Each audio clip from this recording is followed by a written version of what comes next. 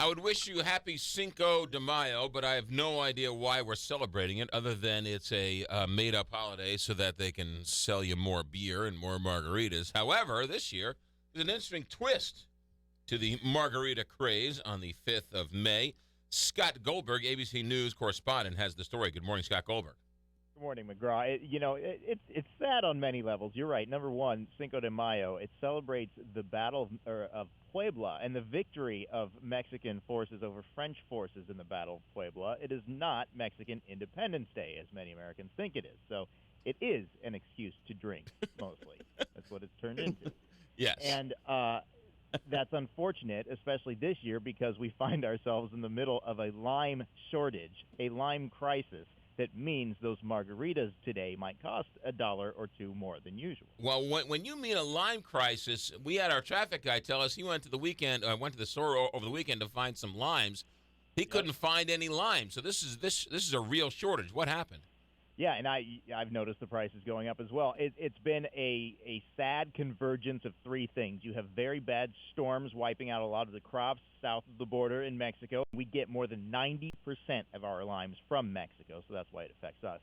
The storms, you have a Chinese citrus disease spreading there, and then you have the interference of the drug cartels once they realize that the price of limes is going up and they're in such short supply. They realize it's a valuable commodity and they can get rich trafficking limes.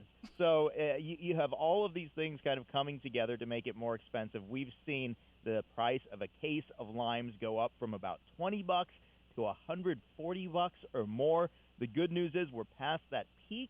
The prices are coming back down, but it's not going to happen in time for today's celebration. So the drug cartel is trying to corner the market on limes? Well, they see there is money in trafficking citrus now. It's not going to be this way forever. And, it didn't help that we had a bad winter in Florida and drought in California, so we really couldn't produce any limes in this country. But, yes, it is a valuable commodity, so they are smart business people, if nothing else.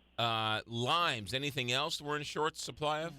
Well, I mean, this is the big citrus problem. Lemons haven't been affected by the disease or any of the other problems that I mentioned, and so you have a lot of places substituting lemons for limes in some drinks, and it'll work in a Bloody Mary.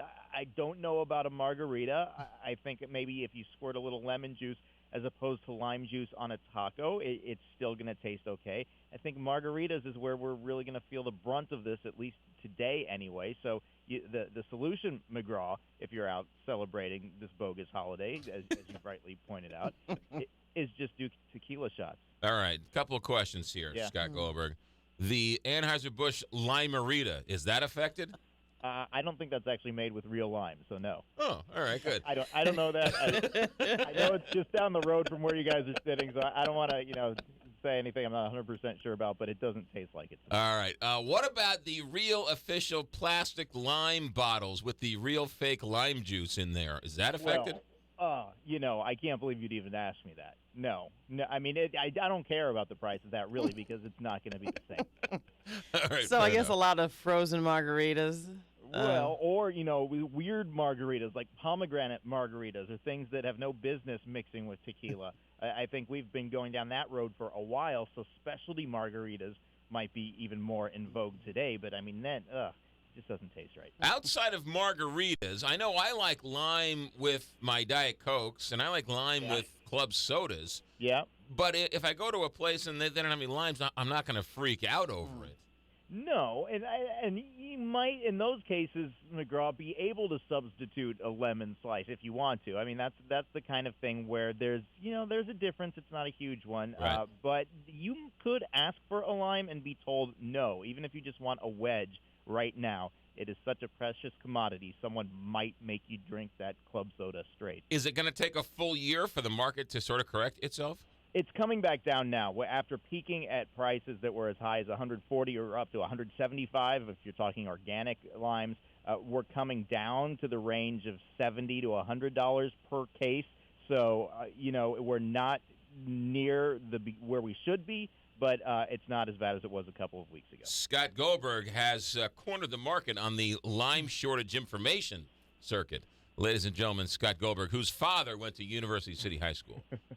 You weren't as smart as him. You went to Kansas City, but that's beside the point. Scott, have a good week. Thanks for checking in. Feliz Cinco de Mayo. There you go.